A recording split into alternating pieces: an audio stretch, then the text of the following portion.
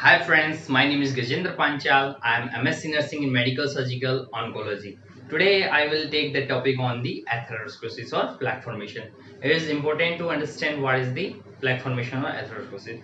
First, atherosclerosis or plaque formation does not develop into 1 day, 1 month or 1 year. It will take the long time to develop into the body.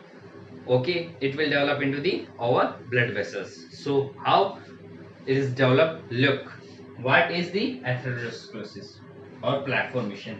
See, here is the blood vessels. Okay, here is the blood vessels. The fatty depositions or fatty streaks,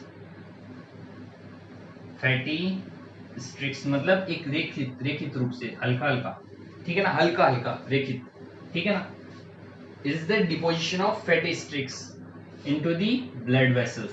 Okay, deposited into the blood vessels. Now what happened? अब देखिए ये fatty स्ट्रिक्स क्यों जमा हो रहे हैं? Because people are sedentary life styles, smoking, high eating of the cholesterol, fatty substances, okay, and saturated fat and trans fat. Okay, so it will deposit into the fatty streaks. Now what happen? इसके साथ में क्या होगा? ये injury create करेंगे. Injury create क्यों करेंगे? साथ में एग्रीगेटिंग फैक्टर्स क्या क्या थे? सिगरेट स्मोकिंग वगैरह वगैरह, ठीक है ना. ये इंजरी क्रिएट करेंगे तो यहाँ पे क्या होगा? इंजरी होगी. इंजरी होने के बाद में यहाँ पे इन्फ्लामेशन होगा. ओके, इन्फ्लामेशन क्रिएट होगा. अब ये इन्फ्लामेशन क्या करेगा? यहाँ पे मल्टीपल इफेक्ट्स क्रिएट करेगा ब्लड वेसल्स के अंदर. हाउ? लुक, यहां पे क्या होगा? मोनोसाइट्स आएंगी, ठीक है, मोनोसाइट्स आएंगी, या फिर फैगोसाइट्स, जिसे अपन फैगोसाइट्स कहते हैं. Activated monocytes comes here and engulf the lipids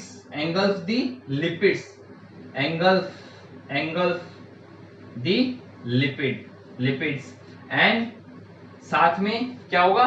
tissue डिबेरेसिस, tissue या सेल डिबेरेस, ठीक है ना. अब ये क्या करेगी? फॉर्म कर लेगी. ये क्या फॉर्म कर लेगी? Foam cell. इस चीज को अपन क्या कहेंगे? Foam cell. इस चीज को अपन क्या कहेंगे? Foam cell. साथ में यहाँ पे क्या होगा? प्लेटलेट एग्रीगेशन होगा, ठीक है ना. मल्टीपल इफेक्ट्स क्या क्या आ रहे हैं? फोम सेल क्रिएट हो रही है, प्लेटलेट एग्रीगेशन हो रहा है यहाँ पे, ठीक है. अब इसके साथ साथ में क्या होगा? ये एक्टिवेटेड जो फैगोसाइट्स हैं, ये इस तरीके की केमिकल सीक्रेट कर सकती है जो फर्दर इंजरी क्रिएट करती है, ठीक है ना. Now further injury. How it is the further injury? The secreted of chemicals by activated phagocytes like cytokinins or interleukins. Okay, that further injury to the blood vessels, tunica intima layer. Okay, now what happened? Recurrent injury, further injury, recurrent injury creates the fibrous cap.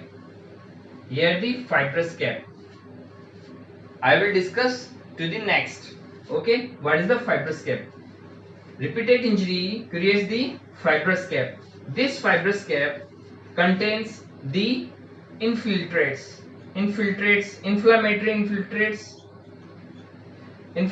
infiltrates plus foam cell plus lipid जो कि foam cell में है, plus platelet, और ये मिलके क्या करेंगे? एक फाइब्रस कैप के अंदर जमा हो जाएंगे.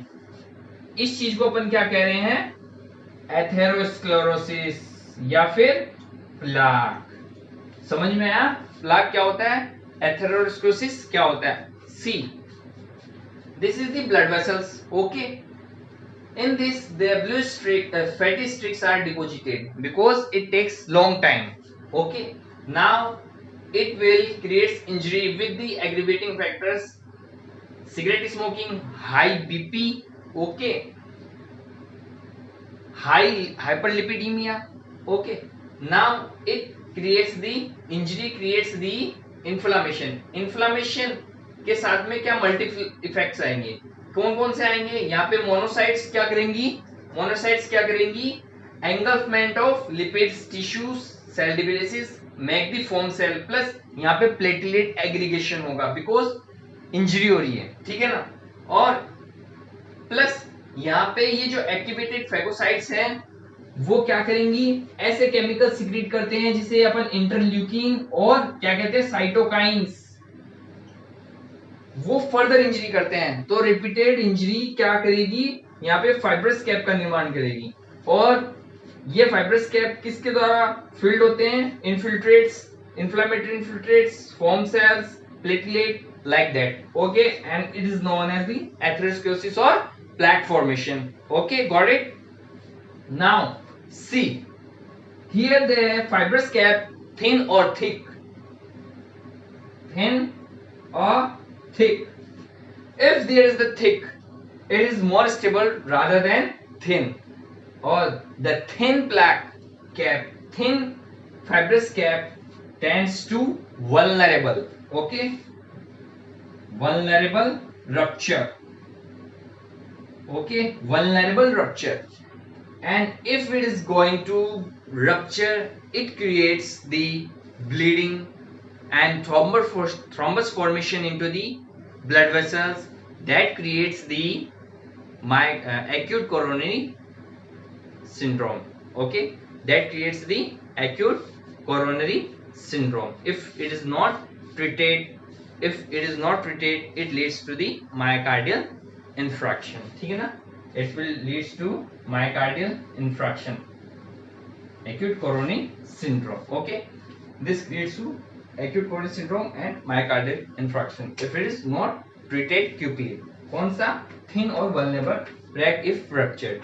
So this is all about the atherosclerosis and the plaque formation. Okay, up here the two words coming: infraction and fibrous cap. We will see what is this. Okay, what is these? Look, what is the atherosclerosis? You have got it, and now I am going to discuss what is the infraction, necrosis and scar formation. Okay, scar formation.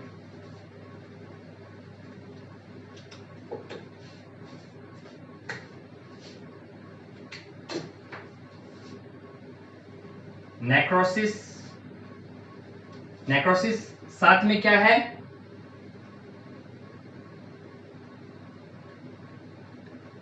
Infraction और एक fibrous cap. Okay, now one word or gangrene. Now look at what is the fibrous cap, how the fibrous cap develop. fibrous cap कैसे develop होती है? Scar tissue कैसे develop होते हैं, ठीक है ना। यहाँ पे देखिए, एक नॉर्मल वुंड हीलिंग होती है, उसके अंदर एक स्टेप बाय स्टेप प्रोसेस होती है। इसका अपन डिस्कस ज्यादा नहीं करेंगे, इसके अंदर स्टेप्स को वुंड हीलिंग की, ठीक है। सीधा अपन पॉइंट पे आते हैं, फाइब्रस कैप कैसे क्रिएट होती है, इसका मतलब क्या होता है, फाइब्रस कैप क्या होती है। तो वुंड हीलिंग के दौरान क्या होता है, जैसे कि वुंड हीलिंग हुई, नॉर्मल इंजरी हुई, वुंड हीलिंग हुई, normal process.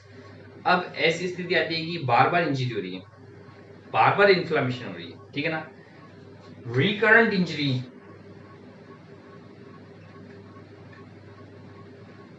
and inflammation. Okay, यहाँ पे recurrent इंजरी और इन्फ्लामेशन हुई तो यहाँ पे क्या होगा, एक ऐसी स्थिति आएगी कि यहाँ पे जो नॉर्मल वुंड हीलिंग है वो गड़बड़ा जाती है, ठीक है ना, गड़बड़ा जाती है। तो यहाँ पे क्या होता है, एक्सीडेंटली क्या होता है, जो नॉर्मल जो टिश्यू होते हैं, नॉर्मल जो टिश्यू या फिर फंक्शनल पैरेनकाइमल टिश्यू रिप्लेस्ड हो जाते हैं, रिप्लेस्ड बाय स्ट्रोमल टिश्यू या स्ट्रोमा, जिसे कि हम क्या कहते हैं, कनेक्टिव टिश्यू या फिर कोलेजन। क्यों? क्योंकि स्ट्रोमा जो टिश्यू बने होते हैं वो कोलेजन के बने होते हैं, ठीक है ना। और ये जो कोलेजन है most abundant protein in the human body, जो कि कनेक्टिव टिश्यू का मुख्य घटक है। इसलिए अपन ने इनको तीनों को अपन ने कंबाइन बोल दिया है, ठीक है ना। तो रिपीटेड इंजरी के दौरान क्या होता है, जो नॉर्मल वुंड हीलिंग जो प्रोसेस है वो गड़बड़ा जाता है। एक्सीडेंटली क्या होता है, यहाँ पे जो नॉर्मल टिश्यू या फंक्शनल पैरेनकाइमल टिश्यू होते हैं, जो कि इंजरी होने के बाद में जो बनते हैं उनको रिप्लेस हो जाते हैं कनेक्टिव टिश्यू या कोलेजन के द्वारा या स्ट्रोमा टिश्यू के द्वारा, ठीक है। इस चीज को अपन क्या कहते हैं, फाइब्रस कैप या स्कार टिश्यू डेवलप हो जाते हैं, ठीक है ना। इसको क्या कहते हैं अपन, फाइब्रस कैप या फिर फाइब्रोसिस या फिर स्कार टिश्यू डेवलपमेंट। ओके, ये है फाइब्रस टिश्यू और स्कार टिश्यू डेवलपमेंट। अब इसके अंदर एक पैरेनकाइमा आ रहा है। ये पैरेनकाइमा क्या होता है और स्ट्रोमा क्या होता है। जैसे कि ये अपना लंग्स है, ठीक है। इसमें यहां से अपन चले ब्रोंकस, ब्रोंकाई, ठीक है ना, ब्रोंकस, ब्रोंकाई, ठीक है। और इसके अंदर डिवाइडेशन हो जाता है प्राइमरी, सेकेंडरी और terminal respiratory bronchioles.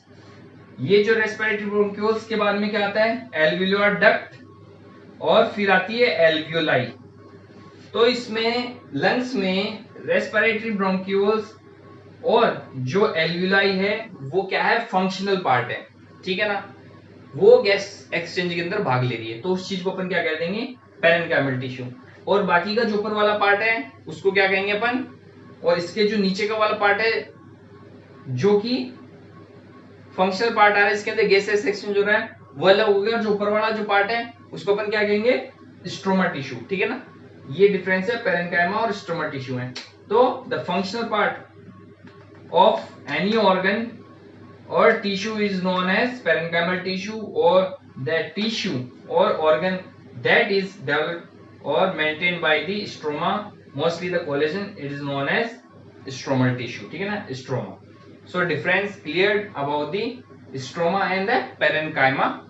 Okay, now ये फाइब्रोसिस रिकरेंट इंजरी और इन्फ्लामेशन के कारण ही बनता है, जब normal wound healing process accidentally imbalanced हो जाती है, ठीक है ना। Okay,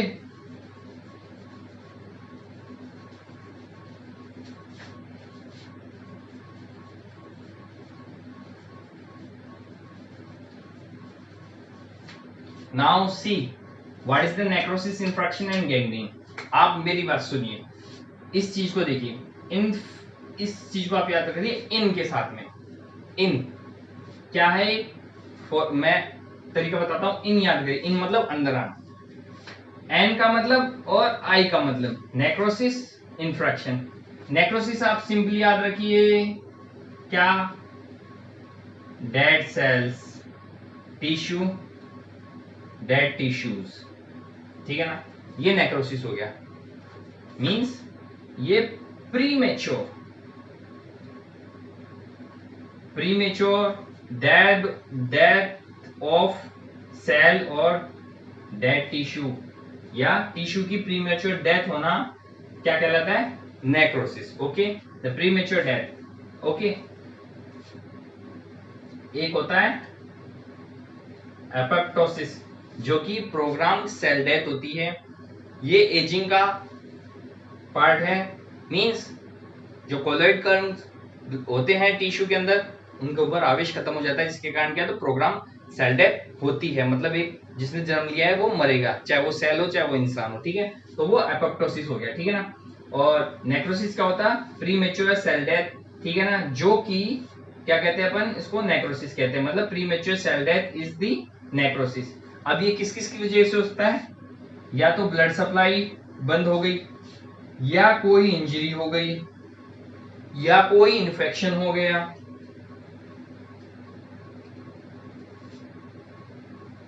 either blood supply block, either injury, either inflammation, okay, this leads to the anyhow the premature cell death is known as necrosis, and this is the infraction क्या है, localized necrosis, localized necrosis, ये infraction क्या है, localised necrosis, जो कि mostly blood supply रुकने के कारण होता है, ठीक है ना, interruption of the blood supply. इनमें क्या डिफरेंस है नेक्रोसिस इंफ्रैक्शन में, necrosis premature cell death by the either blood supply blocked हो गई, या फिर इंजरी हो गई, या फिर इन्फेक्शन हो गया, इसके कारण जो हो रही है डेथ उसको क्या कहेंगे अपन, नेक्रोसिस। और इसके अलावा ये जो नेक्रोसिस यदि लोकलाइज्ड है और ब्लड सप्लाई के कारण हुआ हुआ है, ब्लड सप्लाई रुकने के कारण हुआ हुआ है, तो इस इंजरी को अपन क्या कहेंगे, इंफ्रैक्शन। अब वो ब्लड सप्लाई चाहे वो स्टेनोसिस के कारण हो, चाहे वो प्लग फॉर्मेशन के कारण हो, ठीक है ना, इसको अपन इंफ्रैक्शन कहेंगे, ठीक है ना। अब यहाँ पे जो गैंग्रीन आ रहा है वो सिंपल सा वर्ड है सुपुरेशन, सॉरी प्यूट्रिफिकेशन, प्यूट्रीफैक्शन मींस यदि जो डेड टिश्यूज हैं उनके अंदर सड़न जाती है, पस फॉर्मेशन हो जाता है, उसको अपन क्या कहते हैं, gangrene. Here the difference is clear, necrosis, infection, gangrene, necrosis. Okay, so today's I have discussed or tell you about atherosclerosis or necrosis, infection, gangrene,